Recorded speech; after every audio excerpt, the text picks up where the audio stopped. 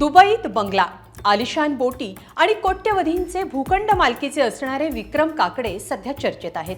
विधान परिषद निवडणुकीच्या निमित्तानं त्यांचं नाव चर्चेत आलंय. विशेष म्हणजे उपमुख्यमंत्र्यांच्या लेकाला 10 कोटी रुपयांचं कर्ज देणारे विक्रम काकडे राष्ट्रवादी काँग्रेसचे उमेदवार आहेत. पुण्यातून ऐनवेळी विक्रम काकडेंची उमेदवारी पक्षानं पुढे केली, त्यामुळे निष्ठावंत नाराज झाले.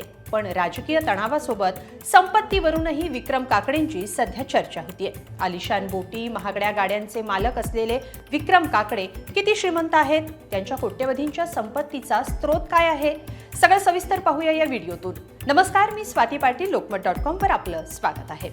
पुण्यातून विधान परिषदेच्या स्थानिक स्वराज्य संस्थेच्या जागेवर राष्ट्रवादी काँग्रेसनं विक्रम काकडे यांना उमेदवारी दिली आहे. माजी खासदार संजय काकडे यांचे चिरंजीव असलेले विक्रम काकडे हे पुण्यातले बांधकाम व्यावसायिक आहेत. विक्रम यांनी जय अजित पवार यांना तब्बल 10 कोटींचं कर्ज दिलंय. राष्ट्रवादी काँग्रेसचे नेते पार्थ पवार यांचे निकटवर्तीय असलेले विक्रम काकडे किती श्रीमंत आहेत? सोनं, चांदी यासोबत त्यांच्याकडे मालमत्ता किती आहे आणि त्यांच्यावर कर्ज किती आहे हे मी सांगणार आहे. पण आधी पाहूया विक्रम काकडे कोण आहेत. विक्रम काकडे हे माजी खासदार संजय काकडे यांचे चिरंजीव आहेत. दिवंगत उपमुख्यमंत्री अजित पवारांचे निष्ठावंत कार्यकर्ते आहेत. तसे ते मुख्यमंत्री देवेंद्र फडणवीस यांचेही विश्वासू समजले जातात. विक्रम काकडे पुण्यातले नामवंत बांधकाम व्यावसायिक आहेत. त्यांचं शिक्षण 12वी पर्यंत झालंय. विक्रम काकडे यांना खेळातही रस आहे. ते 4 वर्ष स्टेट शूटिंग चॅम्पियन राहिलेत. तसंच त्यांचा राष्ट्रीय पातळीवरच्या संघात देखील सहभाग राहिलाय. सोबतच विक्रम यांनी आंतरराष्ट्रीय पातळीवर इटली, फ्रान्स, जर्मनी, थायलंड इथं पार पडलेल्या थाय ओपन स्पर्धेत देखील सहभाग घेतला होता. भाजपचे माजी खासदार संजय काकडे यांच्यासह चिरंजीव विक्रम काकडे यांनी अजित पवारांच्या राष्ट्रवादी काँग्रेसमध्ये नुकताच प्रवेश केला. आता त्यांना पुण्यातून विधान परिषदेची उमेदवारीही मिळाली आहे. पाहूया विक्रम काकडेंची संपत्ती नेमकी किती आहे.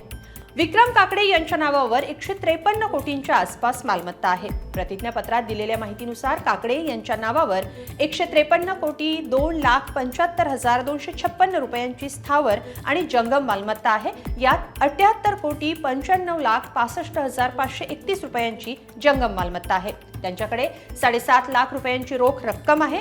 तर त्यांच्या नावावर विविध बँकांमध्ये 29,53,000 रुपयांच्या ठेवी आहेत. याशिवाय 410 ग्रॅम सोनं, 5 किलोहून अधिक चांदी असल्याचं प्रतिज्ञापत्रात नमूद आहे. विशेष म्हणजे विक्रम काकडे हे आलिशान बोटीचे मालक आहेत. महागड्या घड्याळांचा त्यांना शौक आहे. तसंच त्यांच्या नावावर महागड्या गाड्याही असल्याचं सांगण्यात येत आहे. याशिवाय बांधकाम व्यावसायिक असल्यानं विक्रम काकडे यांच्याकडे जमीन जुमलाही भरगच्च आहे. काकडे पुण्यात गेले अनेक वर्ष राहत आहेत. त्यामुळं शहरातल्या वेगवेगळ्या भागात त्यांचे बंगले आणि मोकळे भूखंड आहेत. त्या पाठोपाठ यात मावळ तालुक्यात 2 मोकळे भूखंड आहेत, ज्याचं मूल्य कोट्यवधी रुपयात आहे. सध्याच्या बाजार मूल्यानुसार म्हणजे रेडी रेकनरनुसार पहिल्या भूखंडाची किंमत 47 कोटी 78 लाख 21 हजार रुपये आहे. तर दुसरा भूखंड 1 कोटी 29 लाख 16 हजार रुपयांचा असल्याचं सांगण्यात येत आहे. याशिवाय काकडे यांचा दुबई इथं एक आलिशान बंगला आहे, ज्याची किंमत तब्बल 7.5 कोटींपेक्षा अधिक असल्याचं प्रतिज्ञापत्रात नमूद आहे. दुबईतला हा बंगला 1550 चौरस फुटांचा आहे. या व्यतिरिक्त मुंढवा इथं 8 कोटींचा भूखंड काकडेंच्या नावावर आहे. तर पाषाण इथं 9 कोटींचा बंगला आहे, जो त्यांनी पत्नीला भेट म्हणून दिल्याचं प्रतिज्ञापत्रात नमूद आहे. इतकी संपत्ती असलेल्या विक्रम यांच्या नावावर 40 कोटी 94 लाख रुपये किमतीचं कर्ज आहे. पण याहून विशेष बाब म्हणजे विक्रम काकडेंनी जय पवारांसह अनेक बड्या आसामींना कर्ज दिलंय, ज्याचा आकडाही मोठा आहे. विक्रम काकडेंनी अजित पवार यांचे सुपुत्र आणि राष्ट्रवादीचे नेते जय पवार यांना तब्बल 10 कोटी रुपयांचं कर्ज दिलंय. पण हे कर्ज नसून आगाऊ रक्कम असल्याचं स्पष्टीकरण काकडेंनी दिलंय. पाहूया ते काय म्हणाले. त्याच्यामध्ये क्लिअरली म्हणलेलं आहे की लोन्स अँड ऍडव्हान्सेस, एक कर्ज नसून तो ऍडव्हान्स आहे. तो एक कॉलम असतो लोन्स अँड ऍडव्हान्सेस. तर माझा जो राहता घर आहे आता यशवंत गाडगे नगर 9 नंबर बंगला आहे आमचा.